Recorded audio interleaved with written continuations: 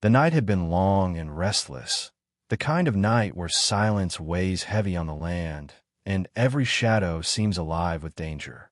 Inside a weather-beaten ranch house, a lone cowboy knelt by the fire, tending to a man whose wounds told of battles fought not long ago. The warrior's chest rose and fell unevenly, his life hanging by a thread, while outside, the prairie stretched wide and unforgiving. The cowboy knew he had taken a risk by bringing the man in, for in the Old West, compassion was a gamble that could cost everything. Yet when he saw those weary eyes filled with pain, he made his choice, because some debts to humanity are greater than fear. By dawn, the horizon bled into shades of crimson and gold, and with it came the thunder of hoofs. The ground trembled as a sea of riders emerged, 300 strong, their silhouettes cutting across the morning light. Apaches, proud and fierce, encircled the ranch in a storm of dust and resolve. The cowboy stood at the doorway, rifle in hand, though he knew no bullet, no steel, could stand against such overwhelming force. Inside, the wounded warrior stirred, his people's call echoing outside, while the man who had saved his life faced the weight of a choice that would decide not only his fate, but the fate of the entire ranch. The air grew thick with tension as the Apaches tightened their circle, their cries piercing the dawn like war drums. The cowboy felt the sharp edge of inevitability pressing against him, but he did not flinch. For in his heart, he carried the knowledge that what had brought this storm upon him was not malice, but mercy. He had chosen to save a man when others would have left him to die, and now the consequences stood before him, fierce and unrelenting. The West had always been a place where every action carried a price, and his was about to be paid in full. The warrior, weak but conscious, struggled to rise, his voice hoarse yet urgent. "You should have left me," he whispered, pain etched across his face. But the cowboy shook his head, his voice steady despite the odds closing in. "A man don't walk past another and let death take him. Not on my land."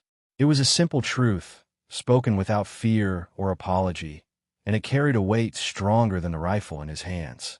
The warrior looked into his eyes and saw no deception, only the raw grit of a man willing to face 300 for the sake of one. As the sun rose higher, spilling light over the encircled ranch, the cowboy's silhouette stood tall against the glow. He was outnumbered, outmatched, yet unbroken. For what began as an act of mercy had turned into a moment that would test the limits of honor, courage, and survival itself. And as the Apaches closed in, every breath of the wind seemed to whisper the same haunting question. Would the cowboy's kindness be the very thing that destroyed him, or the only thing that could save him? The circle of riders tightened with every passing moment, the thrum of hooves echoing like thunder rolling across the prairie. Dust rose into the dawn air, veiling the land in a haze that carried both menace and awe. The cowboy stood alone on the porch, rifle resting in his grip, though he knew one man with steel could never hold back 300 warriors. Yet there he was, unflinching, as the weight of his decision pressed down heavier than the rifle in his hands. Behind him, the wounded Apache warrior stirred, torn between loyalty to his people and the unexpected mercy that now bound him to a stranger's fate. Inside the small ranch house, the fire still burned low, casting long shadows across wooden walls scarred by years of storms. The wounded man tried to rise, his breath shallow but urgent. He spoke words in his native tongue that the cowboy could not fully understand, but the meaning was clear. "Leave me. Save yourself." The cowboy turned, his expression set like stone. "I won't hand a man back to death just because it knocks louder," he muttered. The West was full of men who turned their eyes away from suffering, but he refused to be counted among them. The Apaches shouted in their own language, their cries carrying the fury of a people who believed their warrior had been taken, perhaps dishonored, by a white man. The cowboy knew their rage was not without reason. The frontier had long been a place of betrayal and bloodshed, where every side had scars deeper than the land itself. But in that moment, he also knew the truth. Mercy had placed him in the crosshairs of history. He was not standing against them with malice, but with a single, unshakable conviction that one life saved was worth the storm it invited. The wounded warrior's eyes searched the cowboy's face, trying to reconcile the truth before him. The man before him was no kin, no ally, no brother of the same blood. Yet he had treated him with more honor than many of his own had shown. There was a weight in that realization, a bond forged not by choice, but by circumstance, and one that could not be broken by fear. Slowly, painfully, the warrior whispered a word in English. Brother. It was not a surrender, but an acknowledgment of the humanity that tied them together, even as 300 of his kin encircled them outside. The cowboy heard the word and tightened his grip on the rifle, though not with the intent to fire. He understood then that the real battle was not between bullets and arrows, but between mercy and vengeance. The sun crept higher, painting the world in gold and crimson, as though the land itself watched with bated breath.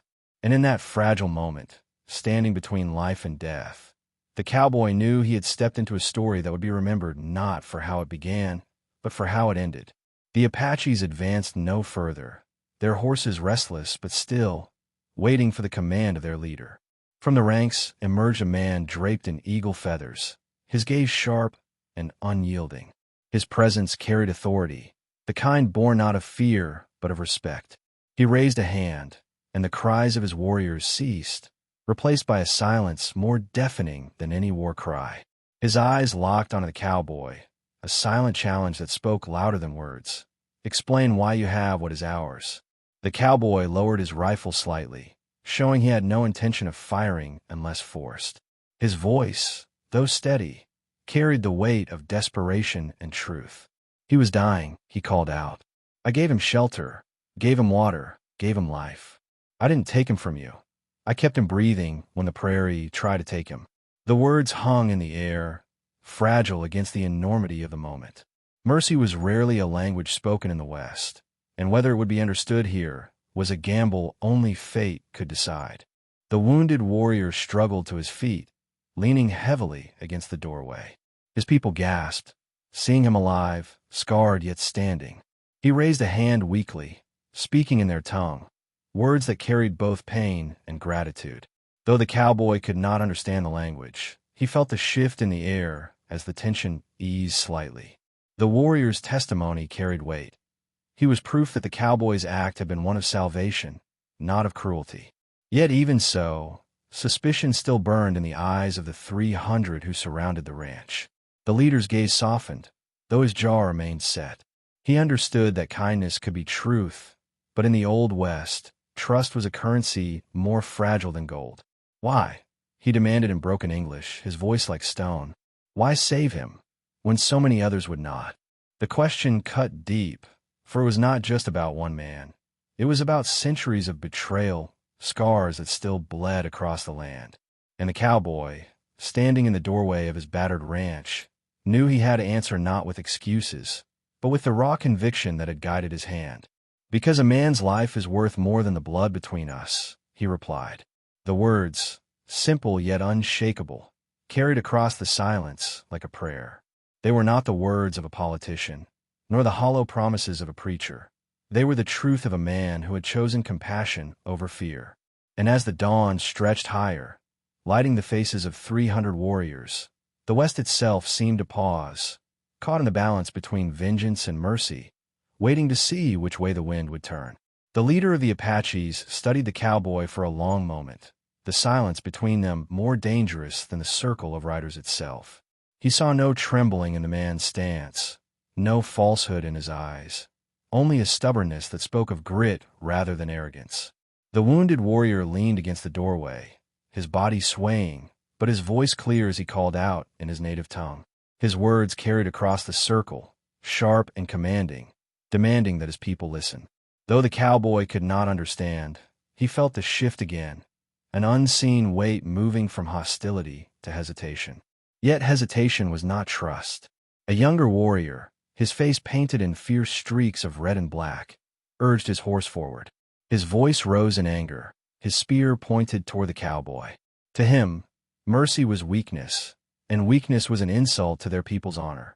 He shouted for vengeance, for fire, for blood. The 300 warriors stirred, caught between the old way of retribution and the rare glimmer of something different.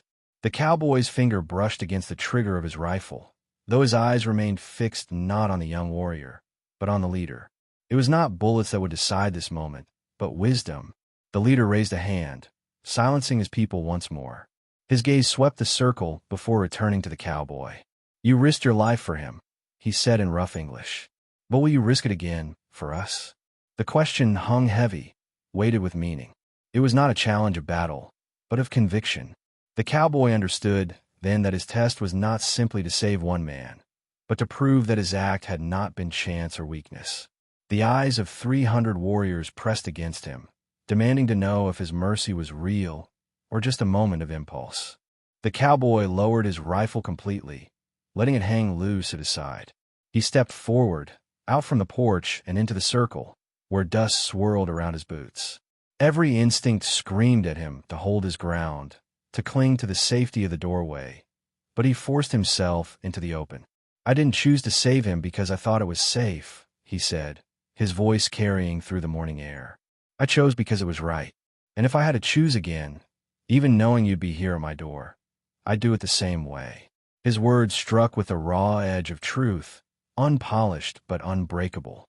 The young warrior spat into the dirt, still bristling with fury, but the leader's eyes did not leave the cowboy. He saw in him something rare in the West, a man whose courage was not born of violence, but of principle. Slowly, the leader dismounted his horse and walked toward the porch, each step deliberate, each silence deafening. The circle of riders parted to let him through, and when he finally stood face to face with the cowboy, the world seemed to hold its breath. The leader stood so close now that the cowboy could see the lines carved deep into his face, each scar a testament to battles fought and sacrifices made. For a long time, neither man spoke, the tension as taut as a bowstring. Then the Apache reached out, placing his hand lightly against the wounded warrior's shoulder. The younger man bowed his head in respect, acknowledging both his survival and the choice that had made it possible. It was a gesture that spoke louder than words. The warrior's life was proof of the cowboy's honor.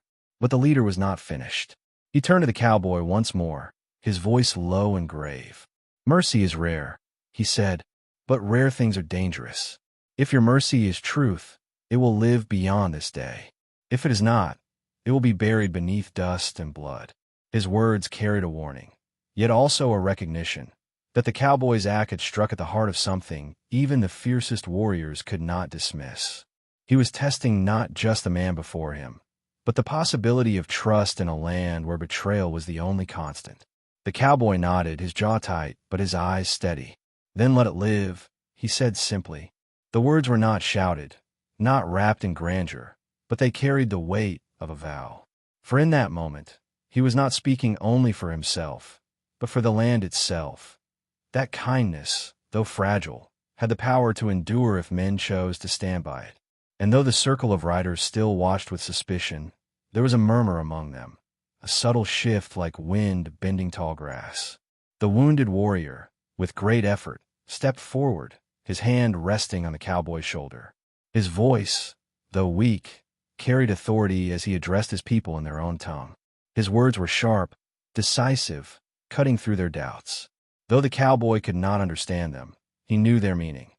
This man had saved his life, and in doing so, earned a place of honor that no weapon could strip away. The circle of Apaches bowed their heads slightly, a gesture of respect, not surrender, but acknowledgement. As the first rays of the sun broke through the clouds, painting the scene in gold, the leader finally stepped back. He raised his hand, and with a single command, the 300 warriors pulled their horses away, the circle breaking like mist in the morning light. The cowboy exhaled slowly, his hand brushing against the rifle at his side, not in relief, but in understanding. He had faced death not with bullets, but with conviction, and somehow it had been enough. Yet he knew the story was not finished, for in the Old West, every dawn carried the promise of both hope and danger. The prairie settled into uneasy quiet after the riders dispersed, though the tension lingered like smoke after a fire. The cowboy stood on his porch, his boots still coated with dust, watching the horizon where 300 shadows had vanished into the morning light.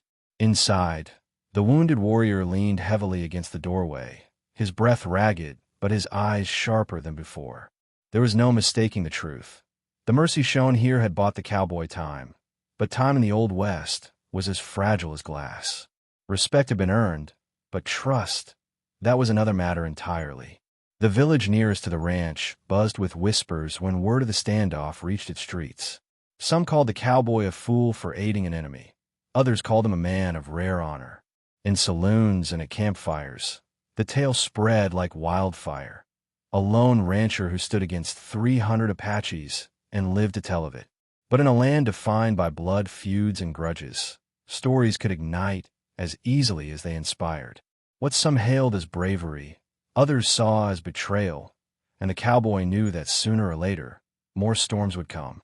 The wounded warrior began to heal slowly under the cowboy's roof. Days stretched into weeks, and though his strength was not yet fully returned, his spirit grew steadier. At first, their exchanges were brief, nodded thanks, gestures of understanding. But soon the man began teaching the cowboy word from his language, building a bridge one syllable at a time. The cowboy, in turn, spoke of the land, the cattle, the endless struggle to carve a life from unforgiving soil. Their conversations were halting, often broken, but each word carried weight. They were men on opposite sides of history, yet bound by something stronger than division, the simple truth of shared humanity. But the world outside their ranch did not rest. Scouts watched from the hills at night, and strangers arrived in town with questions about the Apaches. Some were curious, others suspicious, and a few dangerous. More than once, the cowboy felt eyes following him as he rode into town for supplies. The murmurs of men who believed his act of mercy had brought peril upon the land. The West was not kind to men who blurred lines. It demanded loyalty to one side or the other, and in sparing an enemy, the cowboy had stepped into a gray that few could forgive. One evening, as the sun dipped low and the prairie glowed like fire, the warrior spoke words the cowboy did not expect. "They will come again," he said, his voice hoarse but certain. "Not to test you, to test us both." There was no malice in his tone, only truth. The cowboy nodded, his jaw tight, his hand brushing instinctively against the worn grip of his rifle. He knew the man was right. In the Old West, mercy did not end a story. It only set the stage for what came next. The days that followed carried a strange sense of calm, but it was the kind of calm that hides the storm gathering on the horizon. The warrior, though still weakened, insisted on helping where he could, fetching water, mending fences, even guiding the cowboy's horse with a steady hand. With each task, the bond between them grew, a quiet rhythm of trust forming where suspicion had once lived. Yet both men knew it was not enough to erase centuries of blood. Respect was a seed, but it needed soil far deeper than one ranch could provide. One morning, before the first light crept over the hills, a new sound stirred the ranch awake. Drums in the distance, steady and low, carrying through the wind like a heartbeat. The cowboy froze, recognizing it not as a call to battle, but as something older, ceremonial. The warrior's eyes sharpened, and though his body still bore the scars of healing, he stood straighter than the cowboy had ever seen him. "They are coming," he said softly. "Not for war, for judgment." By midday, the horizon darkened once more with riders, though this time their approach was slower, measured. The cowboy watched them advance, his rifle leaning against the porch rail, but he did not reach for it. 300 had come before, and now they came again, not with war cries, but with silence. At their center rode the leader draped in eagle feathers, his face unreadable, his authority undeniable. Behind him, warriors carried banners, their colors bright against the prairie wind. This was not a raid, it was a reckoning. The warriors formed their circle once more, though the air held a different weight than before. The leader dismounted, his steps deliberate, his gaze fixed on both men standing at the doorway, the cowboy and the warrior he had saved. For a long moment, no one spoke. Then the leader raised his voice, not with anger, but with gravity. "One act of mercy can be the seed of peace," he said, "or the spark of betrayal. Today, we decide which it will be." His words carried through the silence like thunder, a trial for both men to face. The cowboy felt the weight of every eye upon him, but it was the wounded warrior who stepped forward first. His voice rose strong, speaking in his people's tongue, recounting the night he had been saved, the care he had received, and the truth of the man who had stood against death not with hatred but with honor. As he spoke, the cowboy did not understand the words, but he felt the power behind them. This was not just testimony. It was a bridge being built, fragile yet unbreakable if chosen. And as the sun blazed high above, the fate of two men, and perhaps the fragile thread of peace between two worlds, hung in the balance. The prairie wind carried the warrior's words across the circle, his voice steady despite the weight in his chest. He spoke of the moment he had fallen, broken and alone, left to the mercy of the land. He told his people how the cowboy had found him, bleeding into the dirt, and how instead of leaving him to die, as so many others would have done, this stranger had chosen to save him. His testimony was not decorated with poetry or flourish. It was plain, sharp, and true. And in the West, truth carried farther than the loudest battle cry. The warriors listened in silence, their faces painted with firelight and suspicion. Some looked unconvinced, others uneasy, and a few hardened by rage. For them, the memory of betrayal by white men was still fresh, a wound that time had not healed. The warrior's defense of the cowboy felt like a dangerous gamble, a plea to trust where trust had been shattered again and again. Yet there was also something undeniable in his presence. He was alive, and his survival was proof that mercy had not been a trick, but a choice. The leader of the Apaches stood still, his eyes fixed on the cowboy. His silence stretched, the weight of generations pressing upon him. Finally, he raised his hand, and the circle parted. From among the riders stepped several elders, their hair silvered, their faces carved with the wisdom of countless winters. They spoke softly among themselves, their words lost to the wind, but their expressions revealed the gravity of what was being decided. This was no ordinary judgment. It was a moment that could alter the balance between two worlds. The cowboy remained motionless, his rifle resting on the porch rail, untouched. He understood that his fate was no longer in his hands. He had made his choice the night he carried a wounded man into his home, and he would not take it back, no matter what came of it. He stood tall, his boots planted firm in the dust, as if to say, "Do what you must, but know that my conviction will not waver." It was not bravado. It was resolve, born from a heart that had already accepted the price. The elders finished their counsel and stepped back. The leader raised his voice, his words heavy as stone. "You have given life where others would take it. That is honor. But honor does not erase history. You will not be our enemy, but you cannot yet be our friend. For now, you will walk a narrow path, watched by many eyes. If your mercy proves true again, perhaps trust will follow." His decree was both blessing and warning, a verdict that left the cowboy neither condemned nor absolved. The circle of warriors broke, their horses shifting as if stirred by the wind of change. Some rode away in silence, their distrust unresolved. Others lingered, casting long looks at the cowboy, measuring him, weighing whether his actions were a moment of chance or the beginning of something deeper. The air felt heavy, not with danger, but with expectation. Mercy had bought him a place in their eyes, but it was not yet a place of safety. The wounded warrior turned to the cowboy, his expression calm but resolute. "They will watch you," he said quietly. "Every word, every step, every choice. If you prove them wrong, you will be hunted. If you prove them right, you will be remembered." His tone carried no fear, only certainty. It was a truth both men understood.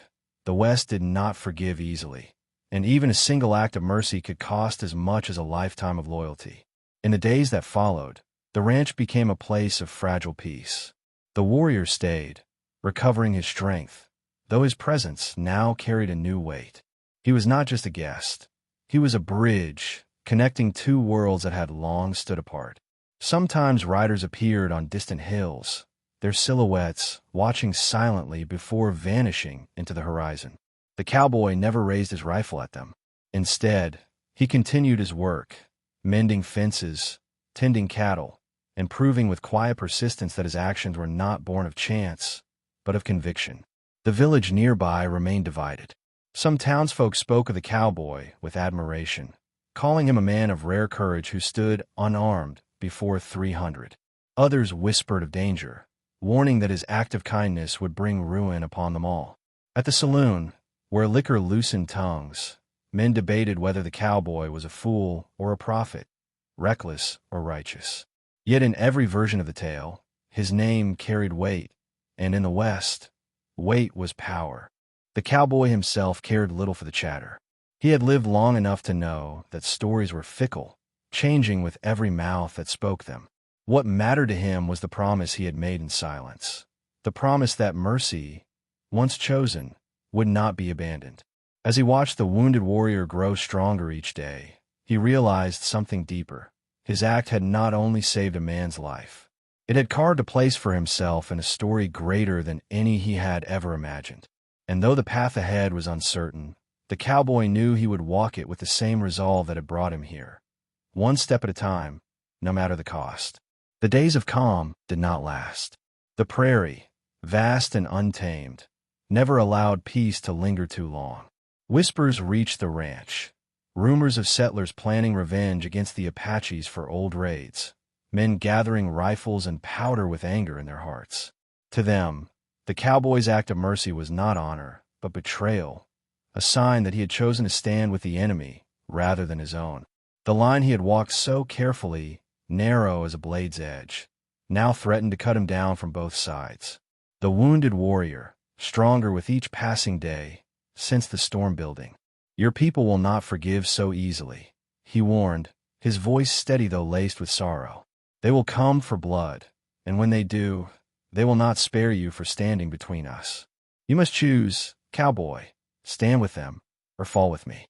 The words were not meant as challenge, but as truth, spoken from one survivor to another. The cowboy listened in silence, his jaw tight, his heart knowing the choice had already been made the night he carried a dying man into his home. As the settlers grew restless, the Apaches watched from afar. Riders lingered longer on the hills, their silhouettes sharper against the sunset, their presence more deliberate. The tension coiled like a rattlesnake ready to strike. Both sides waited for the other to move first, and in the center of it all stood the cowboy's ranch, no longer just a home, but a fragile bridge that could collapse with the smallest misstep. He spent his nights walking the porch, rifle close at hand, not in fear, but in grim readiness for what he knew was coming. The townsfolk grew bolder in their accusations. At the general store, they whispered loud enough for him to hear, "He's feeding the enemy. He's the reason they haven't burned yet. He'll bring ruin on all of us." The cowboy met their eyes without a word, his silence speaking louder than their venom. He knew the West well enough to understand that sometimes men feared what they could not comprehend, and nothing was harder for them to grasp than kindness offered to those they'd been taught to hate. One night, as the prairie winds howled against the shutters, the warrior placed the doll, the very one the cowboy had returned to him for safekeeping, on the table between them. "This," he said, his voice low but fierce, "is not weakness. It is strength, and it will be tested. If you carry it, you must not falter." The cowboy stared at the worn cloth, the stitching frayed, the button-eye long gone, and understood the truth. Mercy was not a single act, but a burden carried every day after. And soon, that burden would be heavier than ever before. The storm broke at dawn. A band of settlers, armed and restless, rode hard toward the ranch. Their faces were set in grim determination, their voices shouting curses as rifles glinted in the first light of morning. They had convinced themselves that destroying the cowboy's home would rid them of danger, that erasing the bridge would keep the world divided and safe. But what they saw when they arrived was not weakness, it was defiance. The cowboy stood on his porch, shoulders squared, the wounded warrior at his side, both men united by a bond forged in fire and mercy. Behind them, shadows moved on the hills. The settlers had not come unseen. The Apaches had been watching. 300 riders descended once more, their horses thundering across the plains, their war cries tearing through the wind. The settlers froze, realizing too late that their fury had brought them face to face with the storm they feared most. Trapped between the rage of warriors and the defiance of a lone cowboy, they wavered, their rifles suddenly feeling like fragile sticks of wood against the weight of history.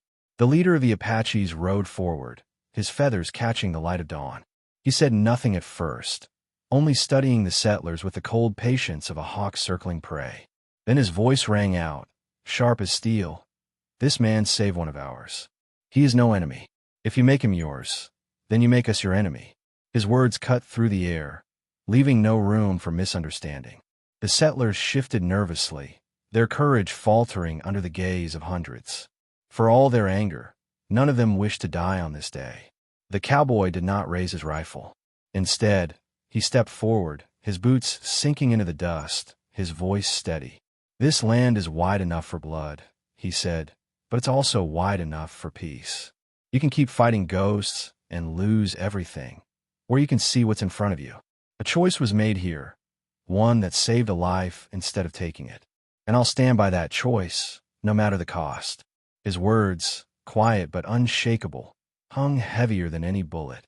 The settlers slowly backed away, their anger retreating into silence, their bravado broken beneath the weight of 300 watchful eyes. The Apaches did not pursue. They only watched as the men rode off, dust trailing behind them like the fading remnants of hate. When the dust finally settled, the cowboy stood at the center of it all, neither fully accepted nor entirely safe, but unbroken.